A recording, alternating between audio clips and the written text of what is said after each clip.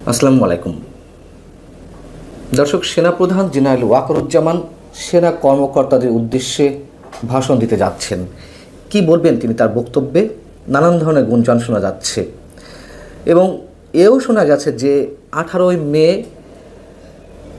মার্কিন charge the affairs বাংলাদেশে নিযুক্ত ভারপ্রাপ্ত রাষ্ট্রদূত ট্রেসি অ্যান জেকবসনের নেতৃত্বে মার্কিন অন্য দুই কূটনীতিক অর্থাৎ 3 সদস্যের একটি প্রতিনিধি দল সেনাপ্রধানের সঙ্গে দেখা করেছেন। তারা শেষবারের মতন, যতটুকু শোনা যাচ্ছে যে শেষবারের মতন তারা চেষ্টা করেছেন সেনাপ্রধানকে বোঝানোর জন্য যাতে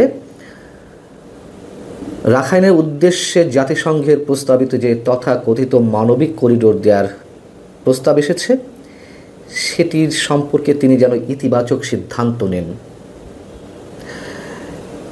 এই 3 প্রতিনিধি দলের মধ্যে কে কে ছিলেন?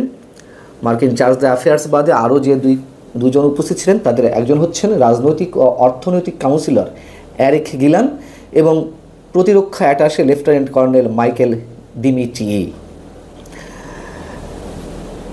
কোন একটি বিশেষ বৈঠকের পর নাকি এই 3 মার্কিন প্রতিনিধি তারা সেনা প্রধানের সঙ্গে দেখা করেন। 20 মে মঙ্গলবার সকাল 9:30টায় সেনা অফিসারদের সাথে গুরুত্বপূর্ণ বৈঠক রয়েছে সেনা প্রধানের। এটি সেনা প্রাঙ্গণে অনুষ্ঠিত হবে সকাল 9:30টায়। যদিও যেটুকু আমি জেনেছি এটি একটি নিয়মিত বৈঠকের অংশ।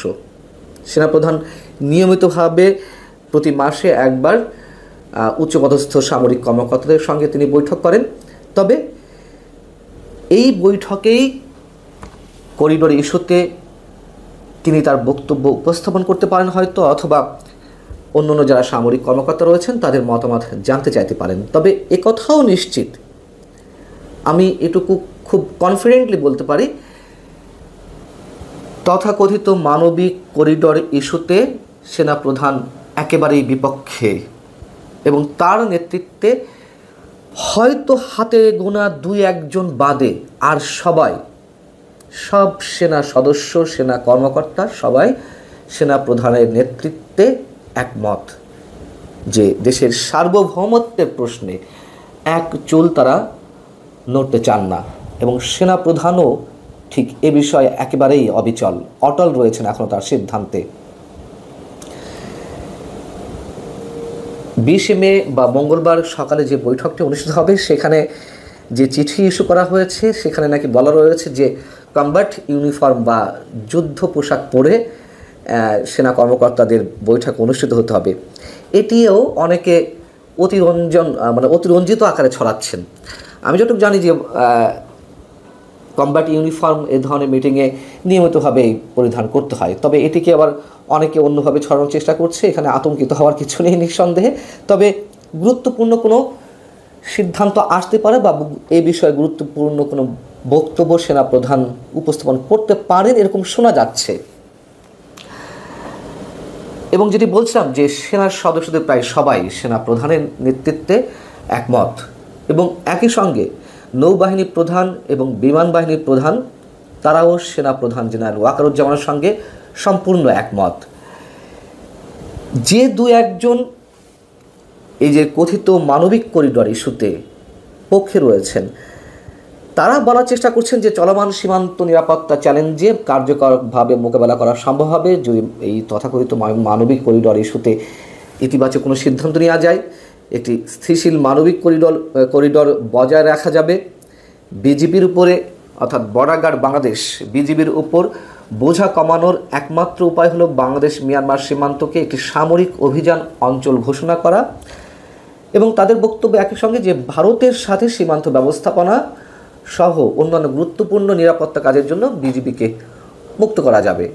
মানে সীমান্ত অঞ্চলে সেনা সদস্যদের পুরোপুরি নিয়ন্ত্রণ আনা যাবে এবং তারা নজরদারি বাড়াতে পারবে। আচ্ছা, বিজিবি কি এখনও পর্যন্ত কোনো আপত্তি জানিয়েছে? না, তারা ক্লান্ত হয়ে গেছে, তারা সীমান্তে পাহারা দিতে পারছে না, তাদের জন্য খুব রিস্কি হয়ে উঠছে, এই ধরনের কথা ছড়ানো হচ্ছে, নানানভাবে আমরা শুনতে পারছি।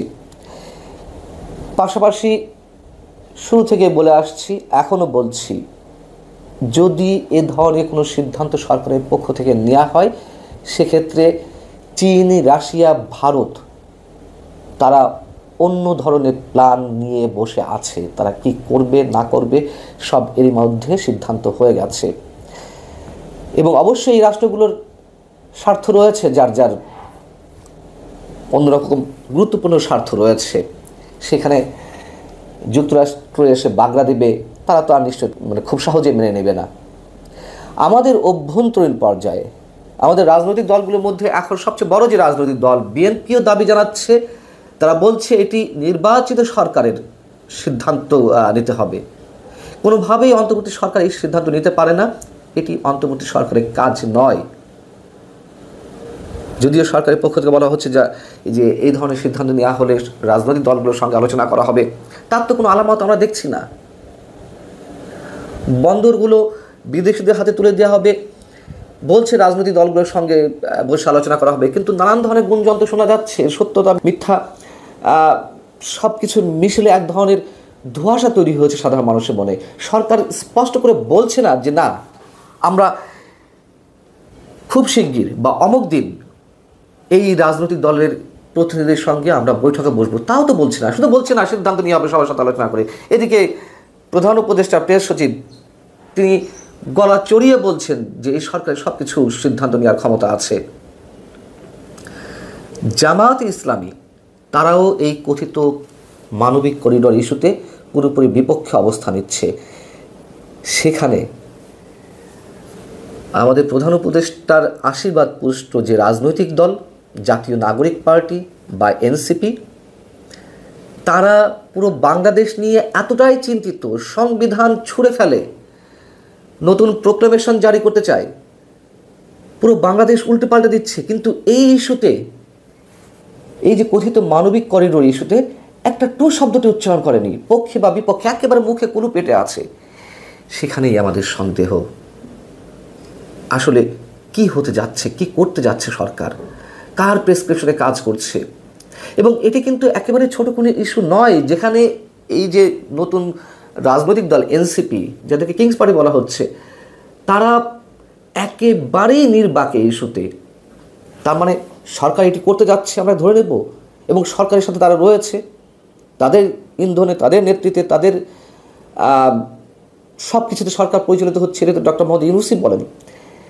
সেই তারা যখন কিছু বলছে না, অবশ্যই ডাল মে কুচ কালা হে, কিছু একটা ঘটতে যাচ্ছে, এটি আমরা ধরে